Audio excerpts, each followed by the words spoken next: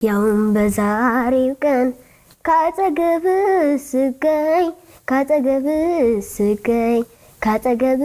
ስገኝ አንዴ ሳቅ አንዴ እምባ ደስ አለኝ በካባሳይ የኔ አበባ። በተለምዶ የአሜሪካ ጭቃ የምንለው አለ፣ መጫወቻ ጭቃው።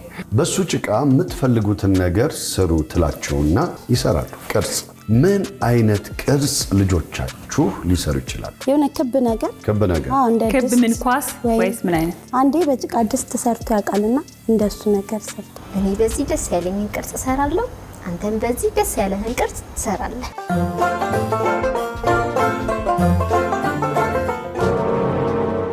ዋው ምንድነው? ዋንጫ ፕሌይምሪክስ ጫወቱ የሚሰጣቸው ነው። ይሄኛው ደግሞ አልጋቸው። አረ ከባዱና ልጆቹ የፕሪሚየር ሊግ ዋንጫ ላይ ደርሷል። እሱ አንቺ ድስት ላይ ነሽ ያለሽው።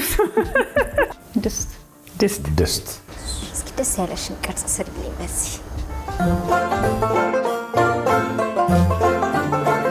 ምንድናት? ልብ ቅርጽ።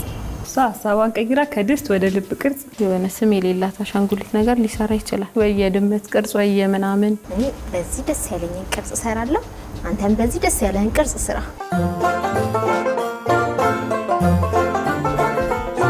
ምንድነው? ብስኩት። በትክክል ገበያ ስሄድ ያየውን ኩኪስ ነው የሰራው። ደግሞ ብዛቱ ስለሙ ብስኩት ይወዳል።